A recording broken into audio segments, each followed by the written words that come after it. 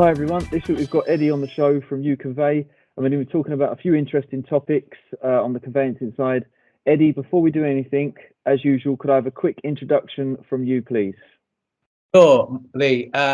Name is Eddie Goldsmith. I'm a practicing solicitor. I've been a solicitor for 40 years, probably.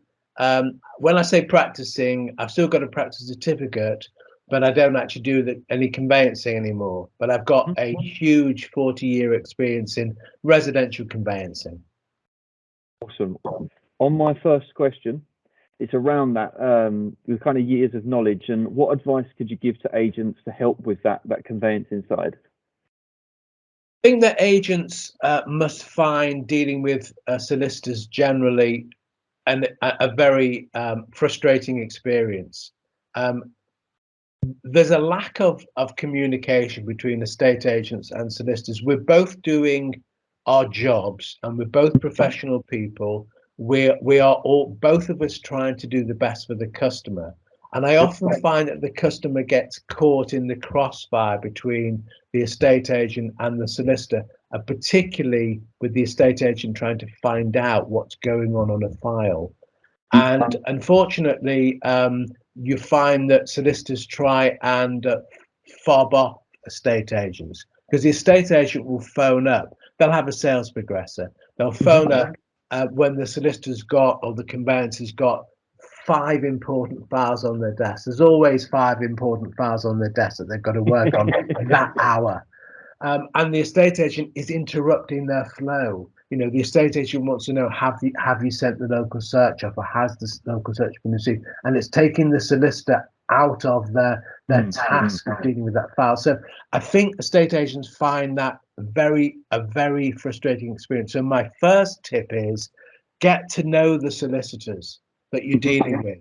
You know, if you're phoning up somebody who you've got no contact with, you know, you're not going to get the right sort of feedback that you want. Yep. You have to build a relationship. That's my first tip.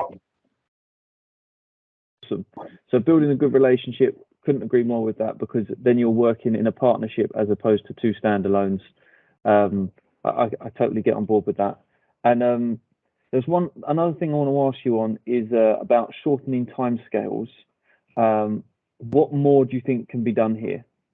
So everybody's talking about upfront information, and I know that estate agents already provide information because they're required to do so under the trading standards provisions. So they will provide, you know, the basic information. Is it freehold? Is it leasehold? Anything that they think is material that the buyer needs to know.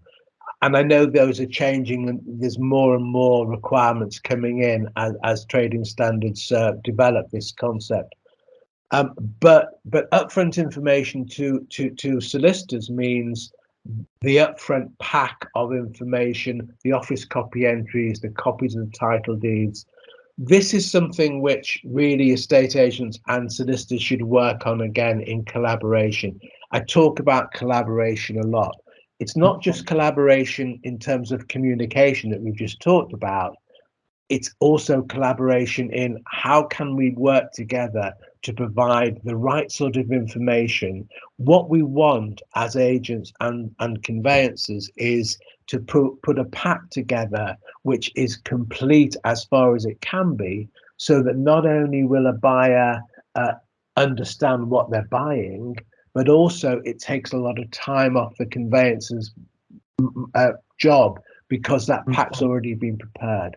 So collaboration for communication, collaboration in putting the necessary documentation together, really important. Okay. I think that's some very good advice and very good tips. Is there anything else that I haven't asked that you could necessarily add to give them advice or tips or anything? Yeah, I think we all find transaction times far too long. I mean, when I started practice, it was 12 to 14 weeks, and now it's 20. And yet we've got that technology in place. You'd think it would be actually quicker than it is, but actually it's taking longer.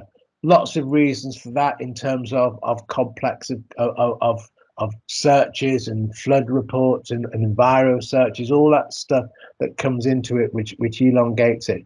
I think management companies and leaseholds are a big problem as well. So I think, again, it's a question of understanding a particular transaction. No transaction is the same. We all like to think about vanilla freehold transactions that go through in 12 weeks. Hardly ever happens unless you've got a cash buyer, no chain, no searches required. So, we have to be realistic about how long a transaction is going to take. And again, if we're realistic about it, customers understand. They do understand how long these things take. They don't think that you can actually move in the next day. So let's work together. Let's have a conversation at the beginning of the transaction and say, look, this is a leasehold. This, I know from experience, this is going to take longer. How long does the customer think it's going to take? There's no point in the estate agent giving an unrealistic timescale to a customer, because we're all going to be hung by that then, aren't we, if it doesn't happen? So let's be realistic. I think what this comes down to, Lee, is actually have a conversation at the start. How long do you think it's going to take? What are the issues are going to be as it goes through? And then stay in partnership together throughout the whole process. Work together as a team. Agents do work as a team. We do work as a team. We're both trying to achieve the same aim. Let's work together collaboratively to get to that point where the customer actually moves into their dream home. I think that's a very good advice and very good tips. I think that's something that 100% should be looked at and taken on board, because they're simple things that you can implement as an agent.